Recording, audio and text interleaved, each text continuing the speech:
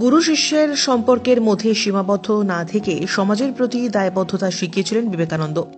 সেই পথ অনুসরণ করে চিকিৎসা করে চলেছেন হাসপাতালের ডেপুটি সুপার ডক্টর অতীন্দ্রনাথ মণ্ডল। স্বামীজির কাছে মানুষই ছিল জ্যান্ত ভগবান। মানুষের সেবা করার জন্য স্বপ্নের বেলুর মঠ বিক্রি করতে চেয়েছিলেন। তিনি বলতেন, যে সমস্ত মানুষের পেশি লৌহের ন্যায়, স্নায়ু ইস্পাতের ন্যায়, আর তাদের একটা মন থাকে বজ্রের উপাদানে গঠিত, সেই সমস্ত মানুষ যথার্থ মানুষ।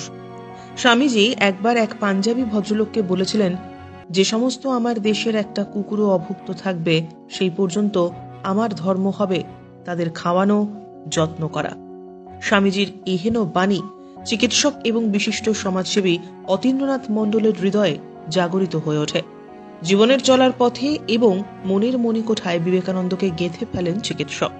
তাই তো তিনি সমাজে একজন প্রতিষ্ঠিত চিকিৎসক হয়েও দরিদ্র মানুষের সেবা করবার জন্য প্রতিদিন বাড়িতে বিনা পারিশ্রমিকে চিকিৎসা করেন রোগীদের। নদিয়ার হাঁসখালির বগুলার চিকিৎসকের বাড়িতে গেলেই দেখা যাবে রোগী দেখবার ঘরে স্বামী বিবেকানন্দের মূর্তি। আমি সৌরভী বারই। আমি স্যারের কাছে মানে ডক্টর অতীন্দ্রনাথ মণ্ডল স্যারের কাছে আমি বিগত কয়েক মাস ধরে আসছি। আমার কিছু কিডনিতে প্রবলেম ছিল, যেমন স্টোন ছিল।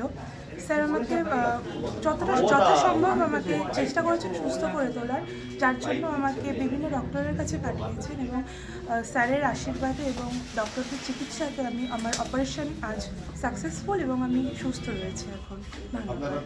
আপনি এখানে যে প্রতি রবিবার এসে মাঝে মাঝে দেখেন, এর জন্য কোনো ভিজিট বা অন্য কিছু কি নিতে হয়? আমার সাথে এখানে আমি এসে দেখেছি প্রচুর মানুষ। স্যার ভগবানের মতন, স্যার সবাইকে অশেষ কৃপা করে সবাইকে সাহায্য করে।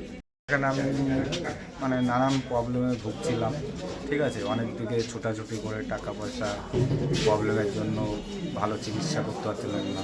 তো আমাদের অতীন্দ্রার এখানে এসে তিনি আমাদের ফ্রি বিনা পয়সায় দেখে এবং সুস্বাস্থ্যের জন্য যেখানে যা করলে ভালো হয় সেটা দেয় এবং বিনামূল্যেই করে, সেটা কৃতজ্ঞ।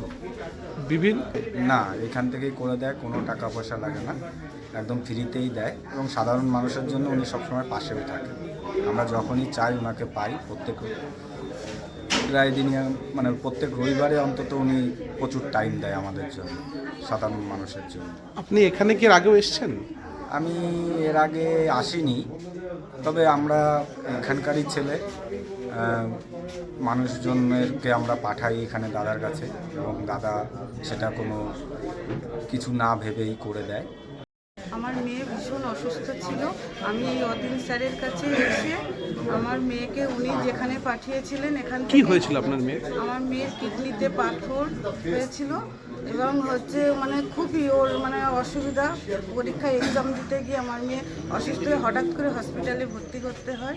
এবার এই স্যারের কাছে এসে স্যার আপনি মেডিকেল কলেজে পাঠালেন।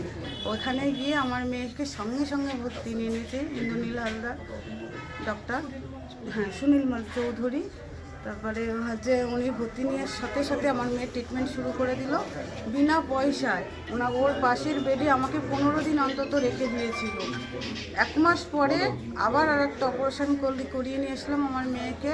একদম আমার মেয়ের ওপেন সার্জারিও করেনি এবং মাইক্রো করেননি, কিন্তু আমার মেয়েকে ভীষণভাবে ট্রিটমেন্ট করেছে। 20 দিন ওর পাশের বেডে আমি ছিলাম।